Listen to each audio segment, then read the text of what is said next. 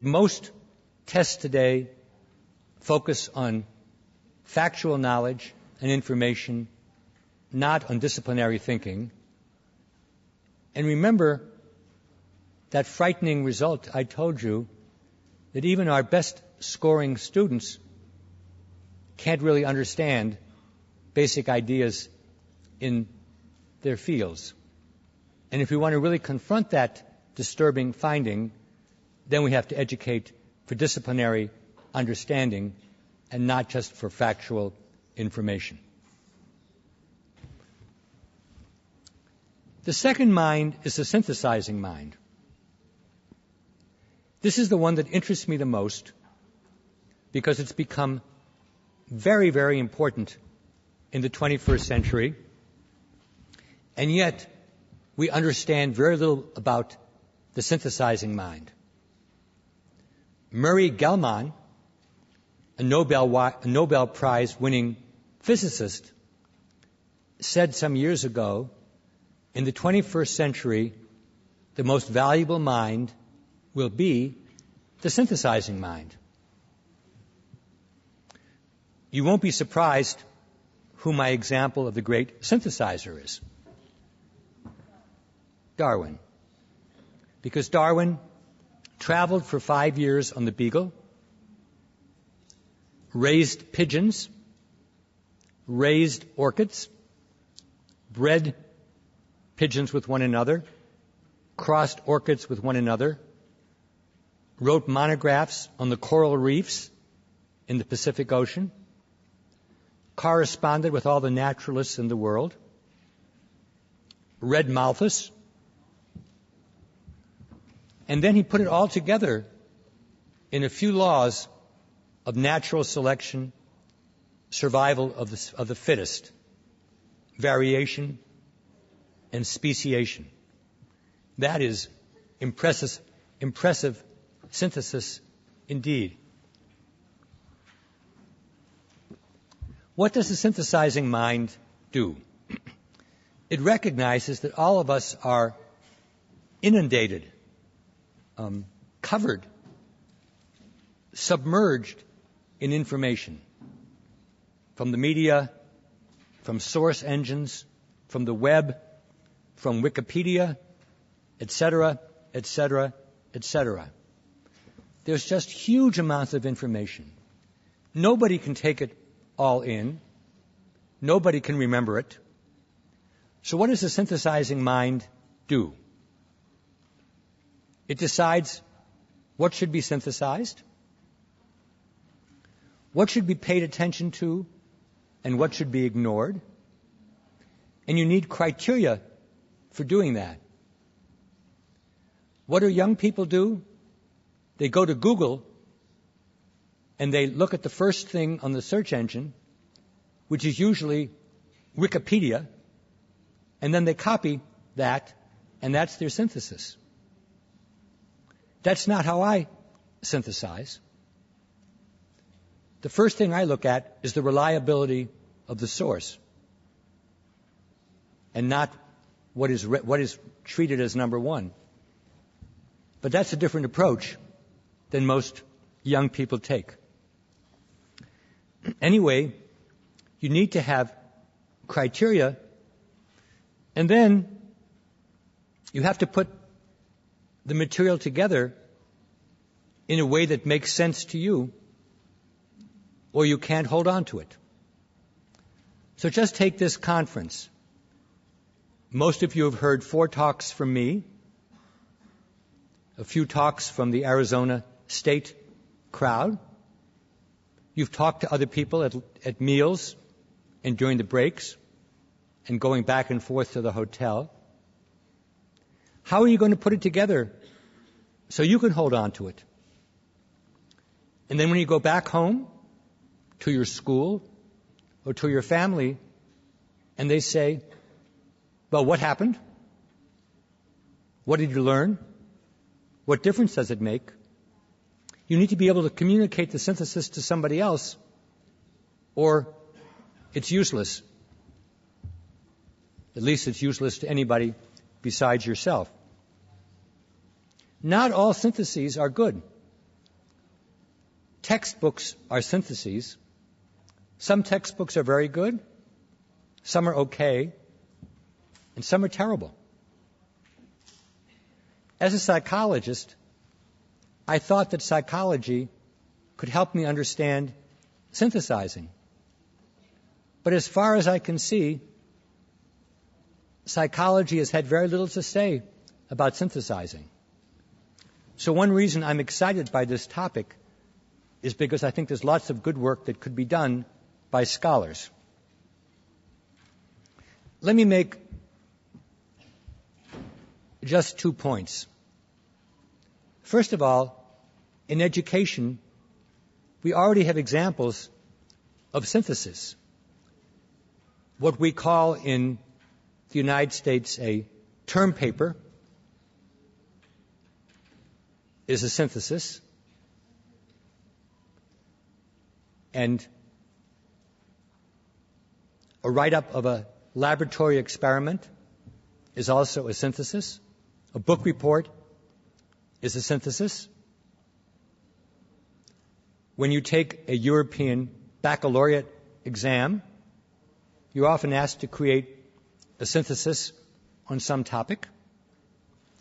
And what we have not been cognizant of, what we haven't paid attention to, is what I have here with asterisks, the many different methods that people can use to prepare a synthesis. Creating a taxonomy, a grid, an equation, a narrative, a metaphor, a diagram. They are real tools for syntheses, and we need to be much more aware, much more metacognitive about how we synthesize, and we need to be much more explicit with our students about how to do good syntheses. People often ask me, well, what do you do, Howard? Basically, I'm a synthesizer, and I'm probably a pretty good one. But nobody ever taught me how. And only recently have I begun to try to teach my students how to synthesize, because I'm convinced that synthesis is an important capacity for the future and for today. Somebody asked me today, is there a strategic mind or strategizing intelligence? And I thought that was a pretty good question. I think what happens when you are in the world of business or practice, you need to begin with a synthesis, but then a strategy involves out of a synthesis, and then the action you take or that you don't take is a result of strategizing. But to go in that direction would be a wholly different talk.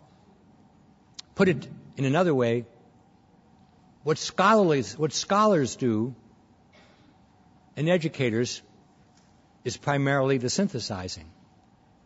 But for people in the world of action, politics, business, and so on, the synthesis is a step prior to developing a strategy, which in turn is a step prior to executing a course of action. The third mind is very familiar, so I can talk about it very quickly. The creating mind. You recognize a science creator, Einstein, and an art creator, Virginia Woolf. And you'll remember from yesterday that creating is thinking outside the box. That's the word that we use, the image that we use about creativity. There's a box, but the creator breaks the box open. But a point that I made before, and I want to emphasize today, is you can't think outside the box unless you have a box. And the box is your discipline and your synthesizing. Without discipline, you will not come up with anything new. And unless you have reviewed other people's syntheses or made your own, you're very likely just to repeat what's already been done, maybe much better than you can do it. So the great creators, whether it's a poet or a playwright or a scientist or inventor, they know what's been done, and they know the current state of knowledge, and then they take a distance from it and do something that's new. The secret is to master the discipline when you're young, and to do the synthesizing when you're young, because creating is basically a young person's special opportunity. So, Picasso was already creative when he was a teenager, and so was Mozart. But that's because they began when they were 5 years of age.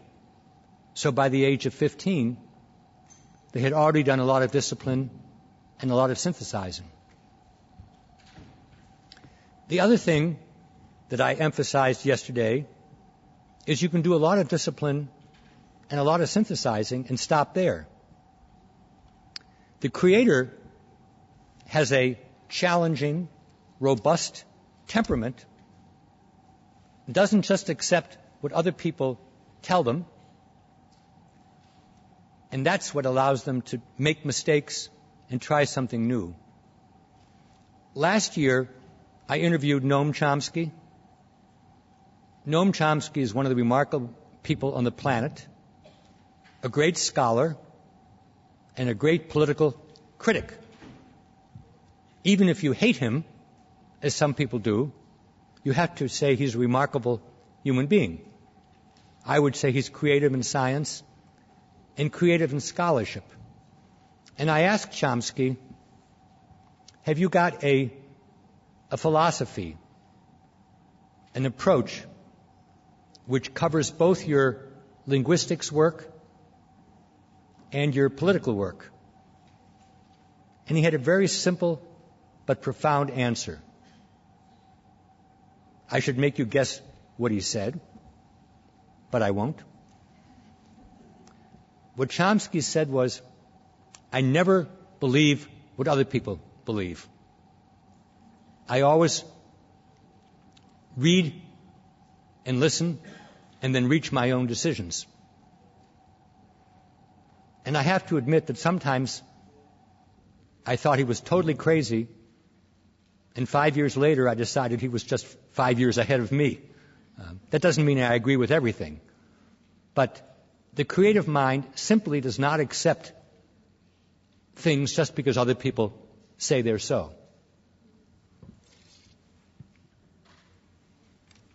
The final point, which I should have made yesterday, but there wasn't time, is you can't decide whether you're creative, and your mother cannot decide, even if she loves you. The decision has to be made by other people who are well informed. And that means you might die without knowing that you're creative because other people haven't valued what you've done. But the good news is you'll never know for sure that you're not creative, because maybe after you die, people will decide that you were. So posthumously, you can become creative. And that happened. It happened to Van Gogh as a painter. He sold only one painting in his lifetime. It also happened to the person who found genetics, Gregor Mendel, the Austrian monk. Nobody knew who he was in his lifetime, but now we recognize that he found the genetics. Here's an interesting fact that you probably don't know. When Gregor Mendel published his paper about inheritance of properties in beans, it was peas, I guess. We all studied this in high school. He sent the paper to Darwin. And the paper is in Darwin's library, but you can tell Darwin never read the paper because the paper hasn't been cut yet. You know, in those days, the pages were together and you had to cut them with a letter opener. So Darwin never read Mendel. And that's too bad because Darwin never understood the processes of heredity. He had some silly theory, but Mendel did. And it took until 1930, 70 years after the origin of species, for people to put together Darwinian evolution and Mendelian genetics to what was called the something synthesis. It was actually called a synthesis, or the Neo-Darwinian synthesis, bringing together Darwin and Mendel, 1930. If Darwin had read his journals, maybe it would have happened sooner. So, I wrote this book. It was published 2 years ago. I was thrilled to see it's already in Turkish. Made me very happy. And we have something in America called the elevator speech. The elevator speech is if somebody asks you about your whole book and you have to answer when you're going from the first floor to the sixth floor, you have to have a very short speech. So if you were in an elevator with Barack Obama or Ban Ki-moon, the head of the United Nations, and they ask you what to do, and you only had an elevator ride, you'd have to give them a very quick answer. So, in English, I have a very quick answer to the first three minds. Depth, breadth, and stretch. Discipline means being able to go deeply into something, kind of the laser mind. Synthesizing means breadth, being able to read widely, combine disciplines, putting it all together. And creating involves stretch, going outside the box, doing something new.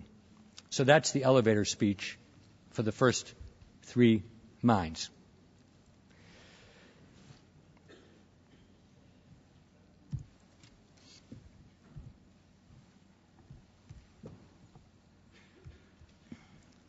If I were giving this talk 10 years ago, I would have stopped here because I only studied cognition, thinking, intelligence, creating, leading.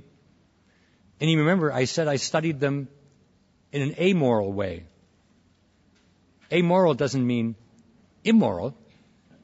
It just meant I wanted to understand intelligence, whether it was used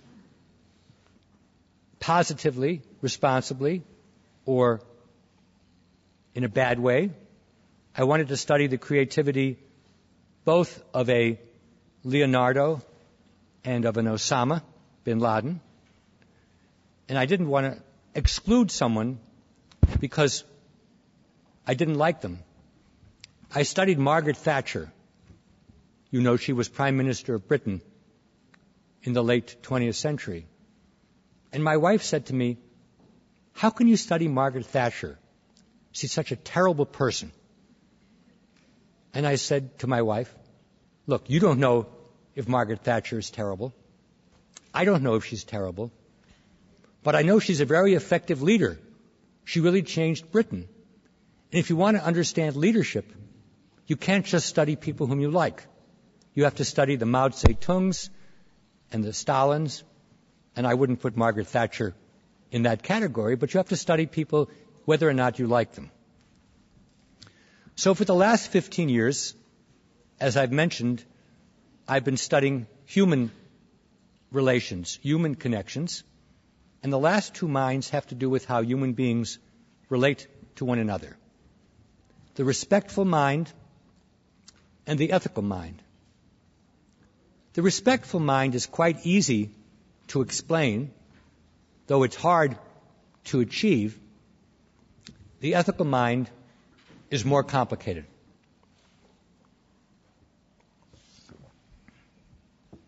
The respectful mind begins with the fact that on our planet, There are all kinds of different people, different backgrounds, different appearances, different belief systems.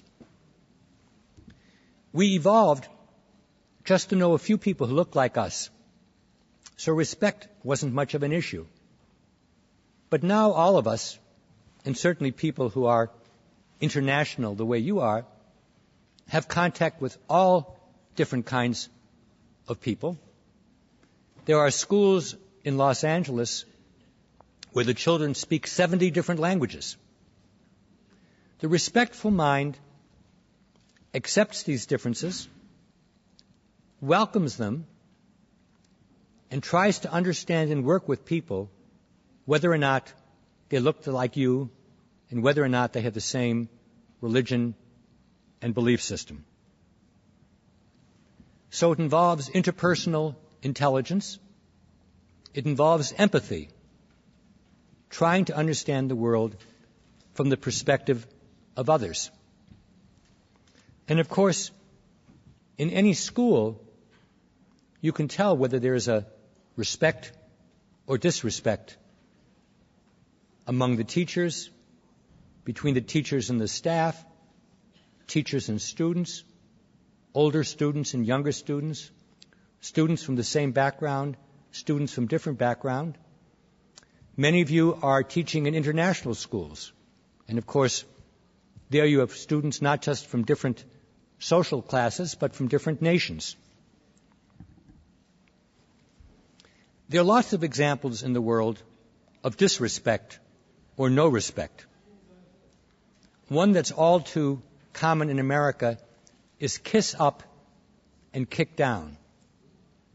If somebody has more power than you do, you're very nice to them, you pay respect to them. But if somebody has less power and influence than you do, you ignore them or even kick them. You treat them as if they were nothing. That's not respect. Bad jokes. By bad jokes, I don't mean jokes that are not funny. I mean jokes at the expense of other groups. All of us have laughed at jokes like that, and some of us had made jokes like that. But it's not a good thing because it indicates disrespect. Tolerance is better than intolerance, but it's not the same as respect. Tolerance means I won't bother you, you don't bother me. Better than fighting, but it's not respect. And then what is also common, I'll respect you, but only if this and this and this and this. If you have too many conditions, it doesn't work. That doesn't mean that everybody deserves respect no matter what they do, but it means you have to have some charity, some effort to understand the world from a different perspective. Because we have so much conflict and disrespect in the world, I'm especially interested in those efforts to bring about reconciliation, new respect. You know about the commissions on peace and reconciliation, where you take groups that were fighting with one another, for example, in South Africa, apartheid, and then you bring them together and try to achieve an understanding of what happens, and you hope that if the victimizer is sincerely apologetic, that the victim will forgive, and then they will be able to work together. And there are amazing examples. For example, in Rwanda, where there was a genocide 15 years ago, and now people are managing to live together. Or Northern Ireland, where there was warfare for decades. Also, I'm very interested in athletic events, hockey games, ping pong, where athletes from different countries compete, but do so in a respectful way. That's certainly the idea behind the Olympics. And in the area of music, Two examples I know about: the conductor Daniel Barenboim from Israel and many other places, and the Palestinian thinker Edward Said, originally from Palestine, but also teaching in New York, organized 10 or 15 years ago an orchestra called the Divan Orchestra, which has young people from Israel, Palestine, and other Middle Eastern countries making music together. You all know about Yo-Yo Ma, the great cellist. He organized something called the Silk Road Project, which recreates the musics of all the different countries from Far East, Japan, China, Indochina, through Eurasia, all the way to Western Europe. And as these musics are played, people from different countries get to see how no country had an exclusive. The music is always influenced by the neighbors. We share that music, and maybe that's part of why there's a musical intelligence. Never thought about that. And I was mentioning that last year, Yo-Yo Ma spent some time at Harvard. He actually lives in that community. And they staged an opera, which I didn't know, but many of you will know, about Laila and Majnun. And this was Azerbaijan, with the best singers from Azerbaijan performing this opera. And the music, not surprisingly, is quite similar to the music that I heard here in Turkey. No surprise. These countries are not very far apart. But of course, sometimes they fight, they conflict, and it's much better if they can see how much they share in terms of food, dress, music, and so on. The final mind is the ethical mind. The ethical mind is more difficult to explain, and I'm going to spend more time on it. Respect is something you can notice from birth. Every infant notices how he or she is treated and how people relate to one another. It's quite obvious. The ethical mind involves the ability to think abstractly. And we can't think abstractly when we're very young. The respectful mind is about Howard, and how Howard interacts with people whom he meets, and vice versa. The ethical mind is about me as a worker and as a citizen. As a worker, I am a teacher, a researcher, a writer, and I'm a citizen of my community, my nation, and the globe.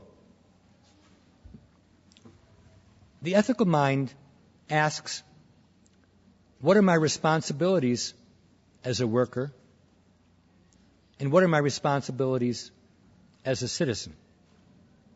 And tries to act on the basis of those responsibilities. The 20th century has been about rights, and indeed, both the French Revolution and the American Revolution began with the Declaration of Rights. And that's good. Human beings deserve rights. But the world doesn't work unless we also have responsibilities.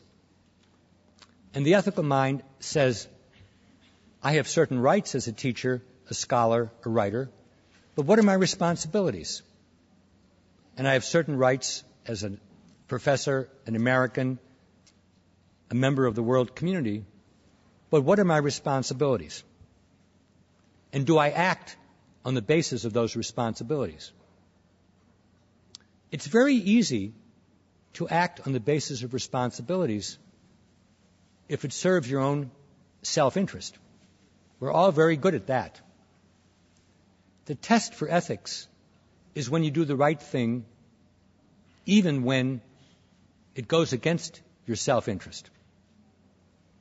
So I'll use a very simple example that just occurred to me. If you're a physician and a close friend of yours becomes ill, It's your responsibility to help that friend. That's not particularly ethical. It's just what you would do anyway. But if you're a physician and you're about to go on a vacation with your family and you've prepared a long time for the vacation, but at your hospital, the other doctor is sick, and so they say, please stay for the next 2 weeks and serve as a doctor. That's a conflict between your own self-interest, which is to go away with your family. You've been looking forward to it. They've been looking forward to it. And your responsibility as a physician. Because part of the Hippocratic Oath is that you go to the aid of somebody who is ill.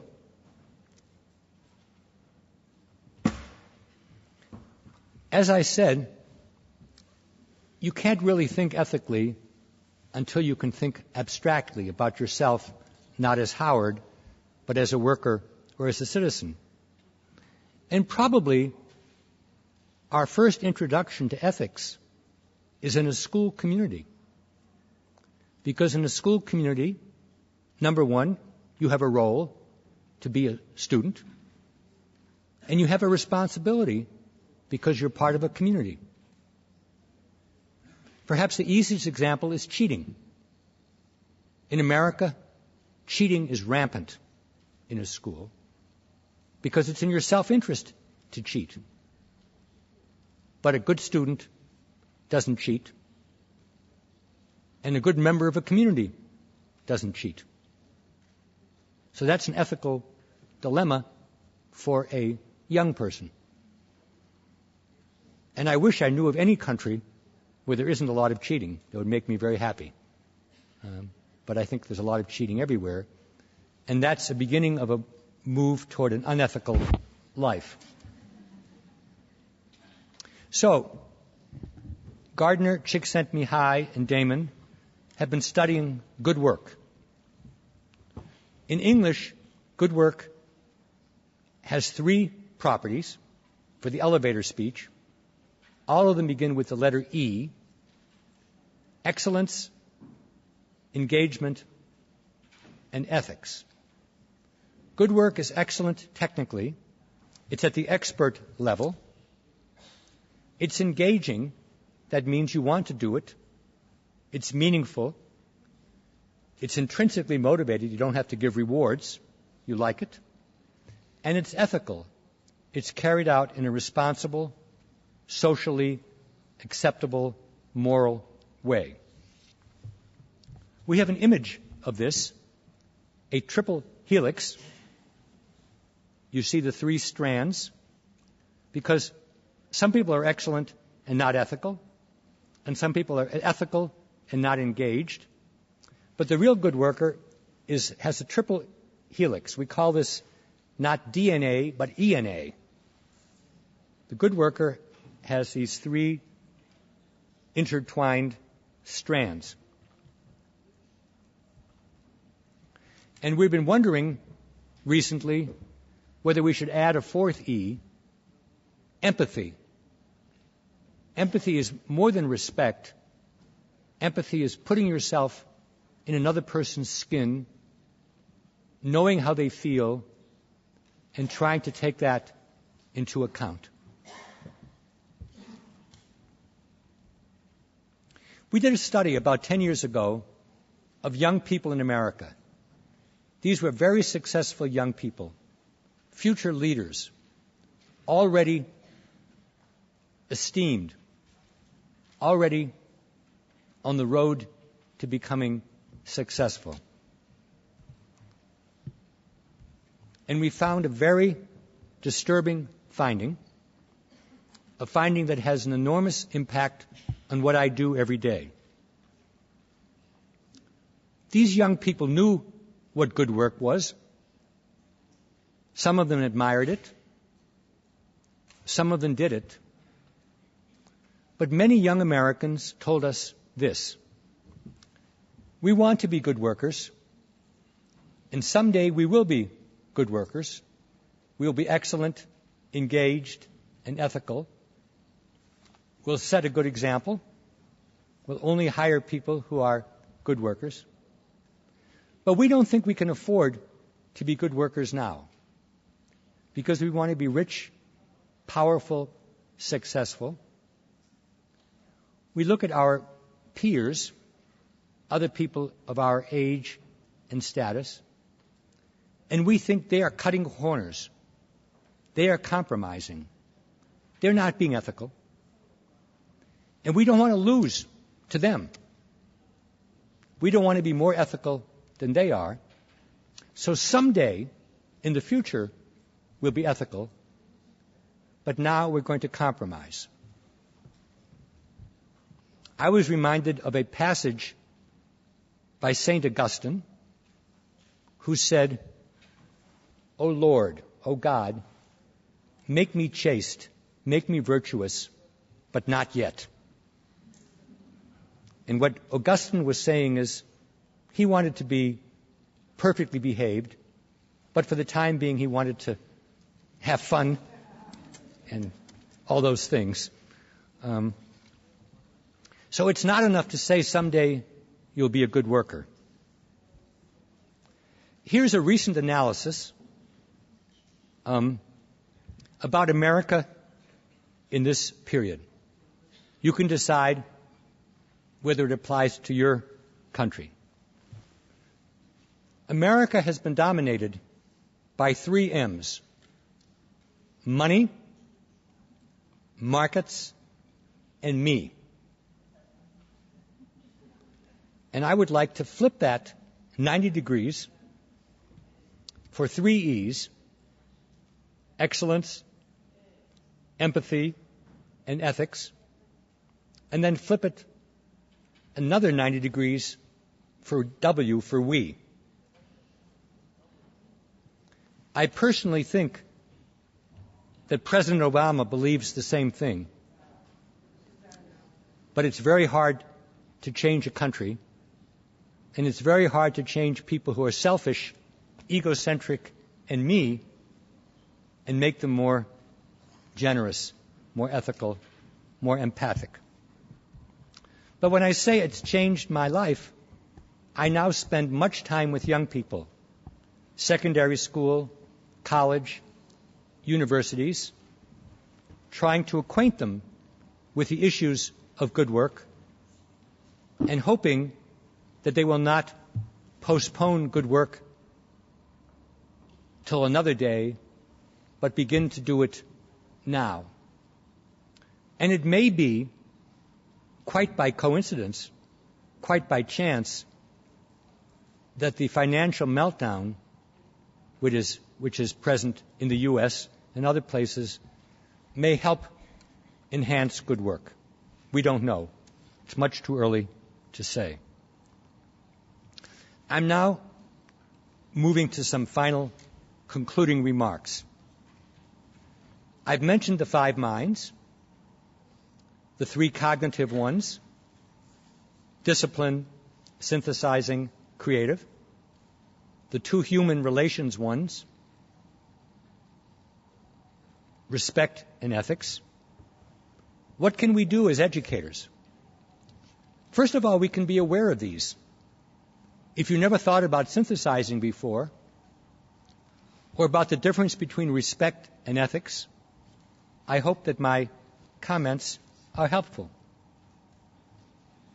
We can study examples from history or from current events of people who embody one or more of these kinds of minds, and also people who don't, people who are not ethical, who don't synthesize well, who are not excellent, who do shoddy, inferior work.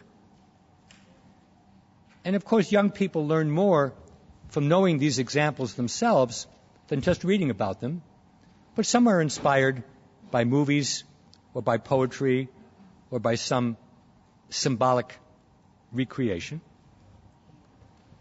As educators, we should be aware that these minds are developmentally connected. Synthesizing is not the same for a 7-year-old as for a graduate student. And Also, the finding I mentioned yesterday, that it used to take 10 years to become a chess master, but if with computers you can do it in 5 years, that's a wonderful disciplinary advance. But even if we succeed in nurturing these 5 minds, they don't necessarily fit together comfortably like a well-balanced meal or a beautiful portrait. There's conflict between these minds. I have a colleague, I respect her, but she behaves unethically. Do I turn away? Do I confront her? And if necessary, do I report her? That's a conflict between respect and ethics. I'm a student, a good student. I have a mentor, a teacher. I respect him or her. But I'm also creative. I think of something new. And that overthrows the example of my teacher or mentor. That's a conflict between respect and creativity. There are also conflicts between discipline and creativity. Discipline means being an expert just the way other people are. Creativity means I know what it is to be an expert and I reject it. I have a new kind of expertise. So ultimately, just like intellectual synthesis is difficult, synthesizing these minds is also difficult, and nobody can do it for you. Maybe we'd say it's a task for intrapersonal intelligence, how you put these minds together. Because I'm interested in the digital revolution, a few remarks about the 5 minds in a digital era. First of all, because we have so much information so easily available, it may be that people are less likely to go deeply into things and more likely to surf, so to speak, from one thing to another. Depth may lose out to breadth. 10 years of discipline may be more difficult, or even 5 years of discipline, than it was when there were fewer competing activities. Of course, synthesis was easier when there was one encyclopedia and 3 books, as opposed to now that when you Google something or Yahoo something, there are thousands and thousands of entries, and nobody quite knows what's correct and what's reliable. Creativity, as I said yesterday in response to the designer's question about imagination, is interesting. Because of Web 2.0, where you can create things, put them on YouTube or Flickr, and change them via Photoshop or mash them via disc jockey, there's a tremendous opportunity to be creative. But our own studies suggest that young people are quite risk-averse. That is, they want to go down the quickest path to success. They don't want to experiment too much.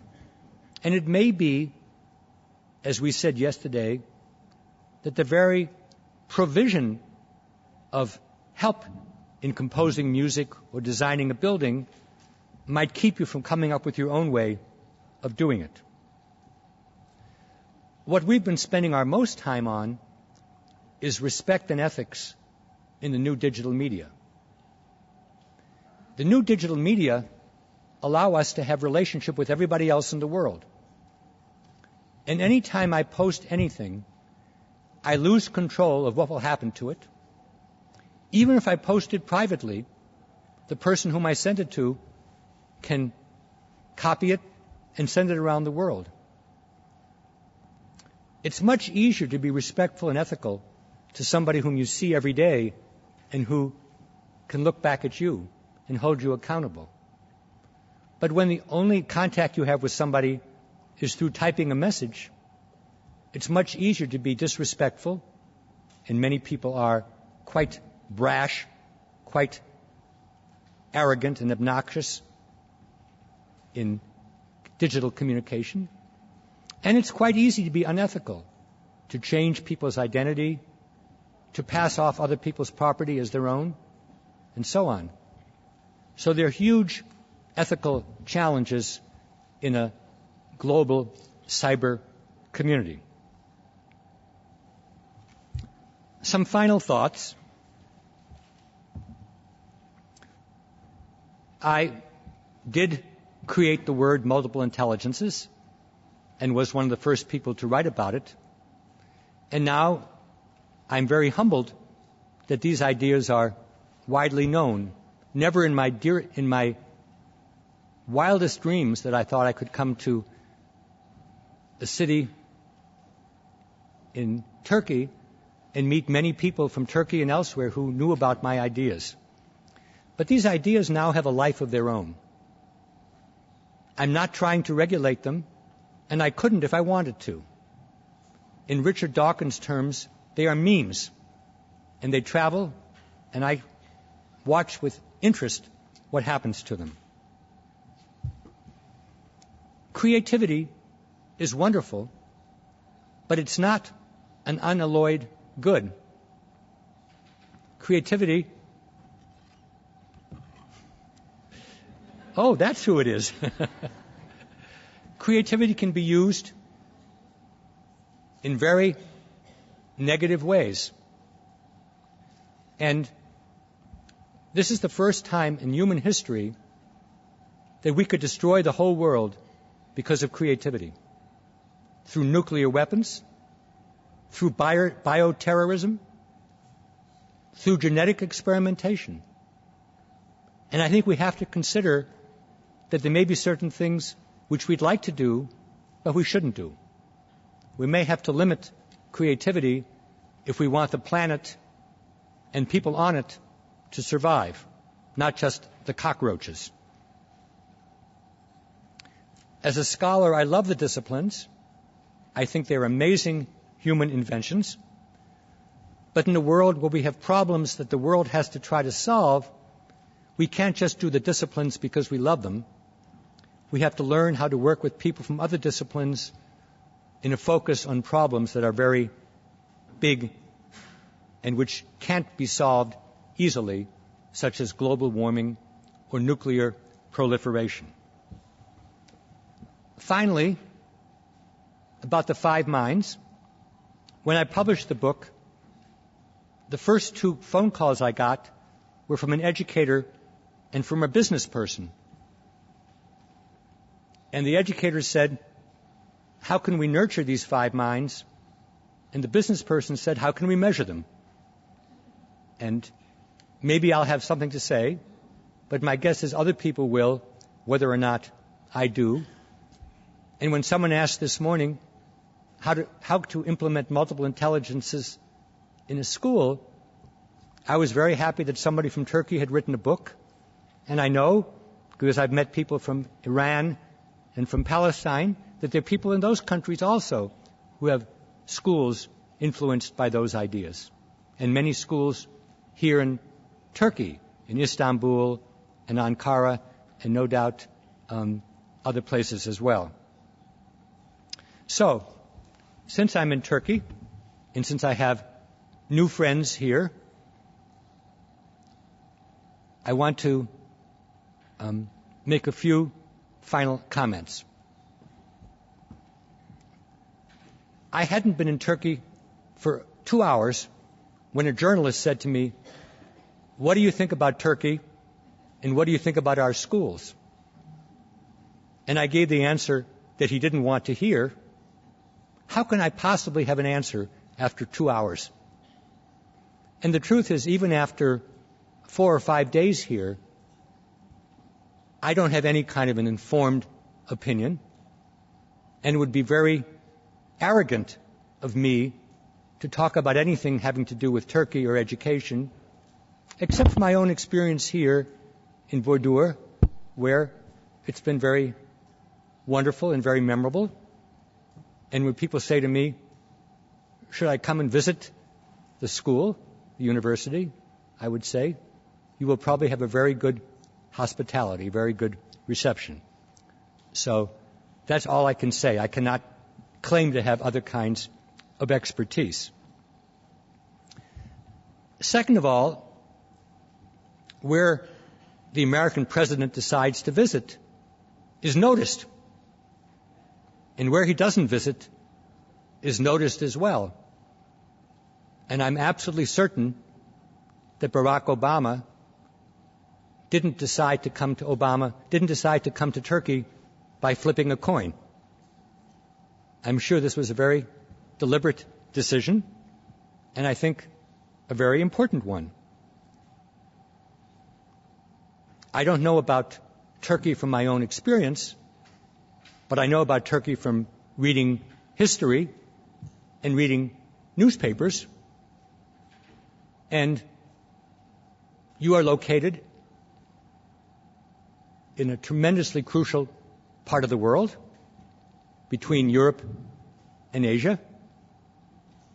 And you have a history of being a meeting point, a point of connection, and of course also a point of conflict. We cannot deny that. But the fact that you could hold a conference in a city which almost nobody had heard of before and bring together the first row of colleagues from Europe and the United States. Arizona is in the United States, even though these people are from Texas. And to me, especially moving, that there are people from all over Turkey here, and Egypt, and Iran, and Jordan, and Palestine.